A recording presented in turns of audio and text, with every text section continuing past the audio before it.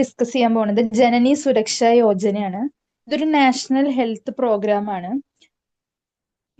മുന്നേ ഇത് അറിയപ്പെടുന്നുണ്ടായിരുന്നത് national maternity benefit scheme ആയിട്ടാണ്. പിന്നെ അത് JSY എന്നുള്ളൊരു കൺസെപ്റ്റിലേക്ക് മാറി. 2005 12th April 2005 JSY ആയിട്ട് നാഷണൽ മെറ്റേണിറ്റി ബെനിഫിറ്റ് സ്കീമിനെ ലോഞ്ച് ചെയ്യണത്. അപ്പോൾ നാഷണൽ മെറ്റേണിറ്റി ബെനിഫിറ്റ് സ്കീം ഏതാന്ന് ചോദിക്കാറുണ്ട്. അപ്പൊ നമ്മൾ ജനനി സുരക്ഷാ യോജനയാണ് എഴുതേണ്ടത്. 2005 ജനനി സുരക്ഷാ യോജന ലോഞ്ച് ചെയ്യണത്. അപ്പൊ ഈ പേരിൽ നിന്ന് തന്നെ നമുക്ക് മനസ്സിലാക്കാം ജനനി സുരക്ഷാ യോജന. ജനനി എന്ന് പറഞ്ഞിട്ടുണ്ടെങ്കിൽ അമ്മമാർക്ക് സുരക്ഷിതത്വം നൽകുന്ന ഒരു നാഷണൽ ഹെൽത്ത് പ്രോഗ്രാം ആണ് ജനനി സുരക്ഷാ യോജന.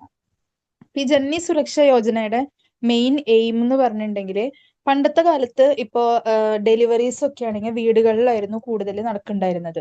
അപ്പൊ വീടുകളിൽ നടക്കുന്നതിലൂടെ പ്രോപ്പർ ആയിട്ടുള്ള ഹെൽത്ത് ഫെസിലിറ്റീസ് ഒന്നും ലഭിക്കാതെ ഒരുപാട് മെറ്റേണൽ മോർട്ടാലിറ്റിയും അതുപോലെ ഇൻഫന്റ് മോർട്ടാലിറ്റീസും ആ കാലത്ത് റിപ്പോർട്ട് ചെയ്തിരുന്നു. അപ്പൊ അത് കാരണം ഇപ്പോഴും നമ്മൾ എന്താണ് ഇൻസ്റ്റിറ്റ്യൂഷണൽ ഡെലിവറീസ് ആണ് കൂടുതലും നമ്മൾ പ്രൊമോട്ട് ചെയ്യിപ്പിക്കുന്നത്. അപ്പൊ അങ്ങനത്തെ മെറ്റേണൽ മോർട്ടാലിറ്റിയും ഇൻഫന്റ് മോർട്ടാലിറ്റിയും റെഡ്യൂസ് ചെയ്യാൻ വേണ്ടിയിട്ട് ഇൻസ്റ്റിറ്റ്യൂഷണൽ ഡെലിവറിയിലേക്ക് അമ്മമാരെ പ്രൊമോട്ട് ചെയ്യിപ്പിക്കുക. അവര് ഇൻസ്റ്റിറ്റ്യൂഷൻ ഡെലിവറി അവർ ഓപ്റ്റ് ചെയ്യാൻ വേണ്ടിയിട്ട് ഒരു ഇൻസെന്റീവ്സ് പ്രൊവൈഡ് ചെയ്തിട്ട് അവർക്ക് ക്യാഷ് അസിസ്റ്റൻസ് പ്രൊവൈഡ് ചെയ്തിട്ട് അവരെ ഇൻസ്റ്റിറ്റ്യൂഷൻ ഡെലിവറിയിലേക്ക് എത്തിക്കുക എന്നതാണ് ഈ ജനനി സുരക്ഷാ യോജനയുടെ മെയിൻ കൺസെപ്റ്റ് എന്ന് പറഞ്ഞിട്ടുണ്ടെങ്കിൽ. അപ്പൊ അമ്മമാരെ ഇൻസ്റ്റിറ്റ്യൂഷൻ ഡെലിവറിയിലേക്ക് എത്തിക്കുക, അതിനു വേണ്ടിയിട്ട് അവർക്ക് ക്യാഷ് അസിസ്റ്റൻസ് പ്രൊവൈഡ് ചെയ്യുക. ക്യാഷ് അസിസ്റ്റൻസ് കിട്ടണ കാരണം അത് എൻകറേജ് ചെയ്തിട്ട് അവര് ഗവൺമെന്റ് ഹോസ്പിറ്റൽസിലേക്ക് ഡെലിവറിക്ക് വേണ്ടി വരും. അങ്ങനെ നമുക്ക് മെറ്റേണൽ മോർട്ടാലിറ്റി അതുപോലെ ഇൻഫന്റ് മോർട്ടാലിറ്റി റേറ്റും ഒരു പരിധി വരെ നമുക്ക് കൺട്രോൾ ചെയ്യാനും കുറയ്ക്കാനും വേണ്ടി പറ്റും. അതാണ് ജനനി സുരക്ഷാ യോജനയുടെ മെയിൻ എയിം എന്ന് പറഞ്ഞാൽ.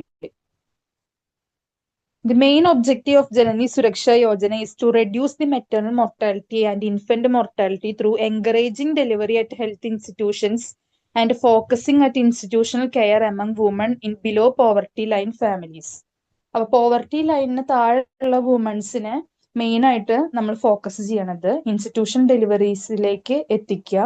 അവർക്ക് ക്യാഷ് അസിസ്റ്റൻസ് ലഭിക്കും എന്നതിലൂടെ അവരെ institution deliveries promote ചെയ്യിപ്പിക്കുക.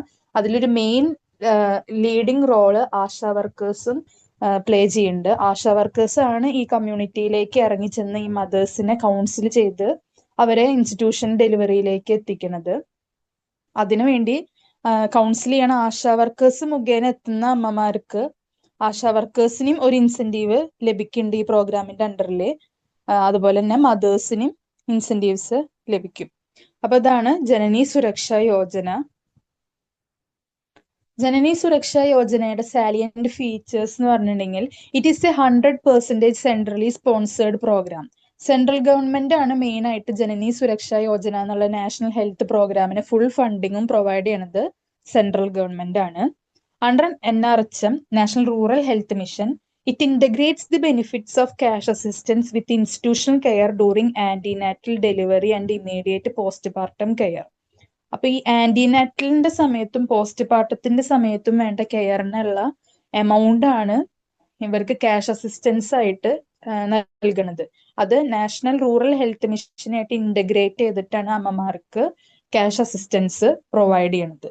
The benefit will be given to all women both rural and urban belonging to below poverty line and aged 19 years or above up to first 2 live birth. അപ്പൊ ഈ cash assistance എന്നുള്ള ഈ benefit എല്ലാ വുമൻസിനും നൽകുന്നുണ്ട്. Rural വുമൻസിനും urban വുമൻസിനും നൽകുന്നുണ്ട്.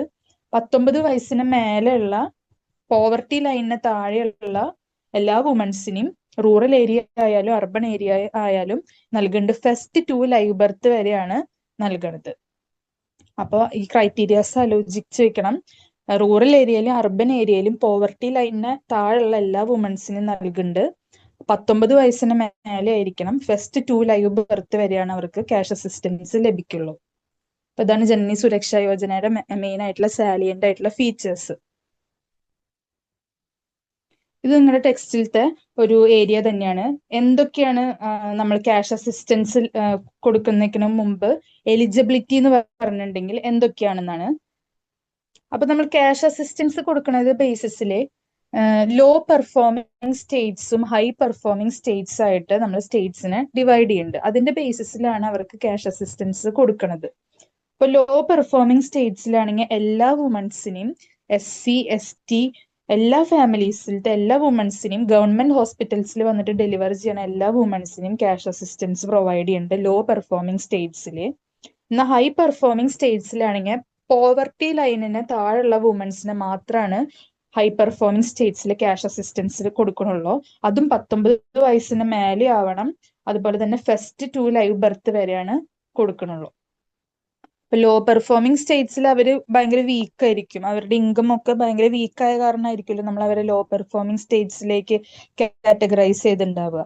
അപ്പൊ അത് കാരണം അവിടെയുള്ള എല്ലാ വുമൻസിനെയും എല്ലാ ഡെലിവറീസിനെയും വെച്ച് ക്യാഷ് അസിസ്റ്റൻസ് പ്രൊവൈഡ് ചെയ്യുന്നുണ്ട്.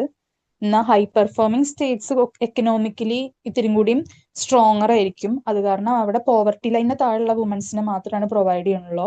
19 വയസ്സിന് മേലെയുള്ള ആദ്യത്തെ 2 ലൈവ് ബർത്തിനെ മാത്രമാണ് നമ്മൾ ഹൈ പെർഫോമിംഗ് സ്റ്റേറ്റ്സിൽ പ്രൊവൈഡ് ചെയ്യണുള്ളൂ.